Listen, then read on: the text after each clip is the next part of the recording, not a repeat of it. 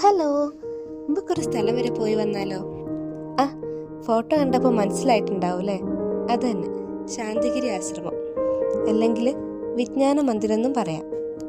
കോഴിക്കോട് ടൗണിൽ നിന്ന് വെറും 14 കിലോമീറ്ററേ ഉള്ളൂ ശാന്തിഗിരി ആശ്രമത്തിലേക്ക്. രാവിലെ 5 മണി മുതൽ രാത്രി 9 മണി വരെ നമുക്ക് ആർക്കും ഇവിടെ കയറാൻ പറ്റും കേട്ടോ. ഇവിടുത്തെ ഒരു പ്രത്യേകത എന്താണെന്നറിയോ? ഇവിടെ ജാതിയോ മതമോ വർഗമോ വർണ്ണമോ ഒന്നുമില്ല. ആർക്കും എപ്പോൾ വേണമെങ്കിലും വന്ന് സ്വസ്ഥമായിരിക്കാൻ പറ്റുന്ന ഒരു സ്ഥലം കേട്ടോ ശാന്തിഗിരി ആശ്രമം.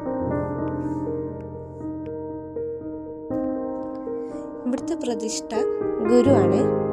രാവിലെ 6 മണിക്കുള്ള പ്രഭാത ആരാധനയ്ക്കും ഉച്ചയ്ക്ക് 12 മണിക്കുള്ള ആരാധനയ്ക്കും വൈകിട്ട് 6:45 ആരാധനയ്ക്കും കേട്ടോ നമുക്ക് ഇവിടുത്തെ പ്രതിഷ്ഠ കാണാൻ പറ്റുക. നട തുറന്ന് നമ്മളെ അറിയിക്കാൻ വേണ്ടിയിട്ടാണ് കേട്ടോ ഈ മണി അടിക്കുന്നത്.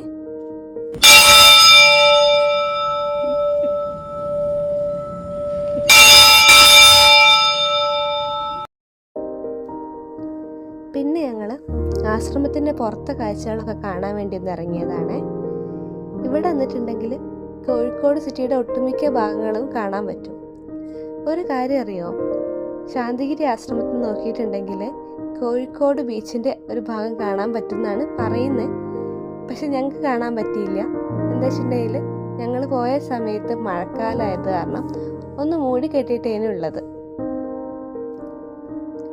ആശ്രമത്തിന് ചുറ്റും നടക്കുന്ന സമയത്ത് നമുക്ക് ഇതേപോലെ കുറേ കോട്ട്സ് ഒക്കെ കാണാൻ പറ്റും. ആശ്രമത്തിന് ചുറ്റും ഇങ്ങനെ ഓരോ കോട്ട്സ് ഒക്കെ വെച്ചിട്ടുണ്ട് കേട്ടോ.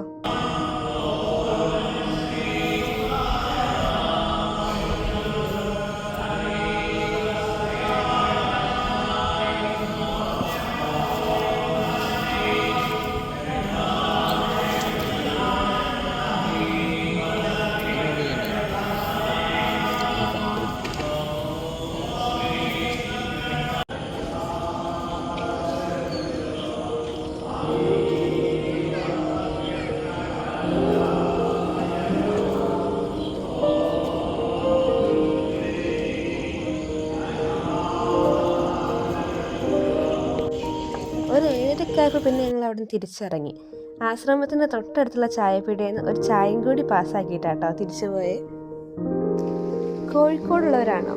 അങ്ങനെയാണെങ്കിൽ സ്വസ്ഥമായി എവിടെയെങ്കിലും ഇരിക്കാൻ തോന്നുന്നുണ്ടെങ്കിൽ ശാന്തിഗിരി ആശ്രമം ഒന്ന് ചൂസ് ചെയ്ത് നോക്ക് കേട്ടോ.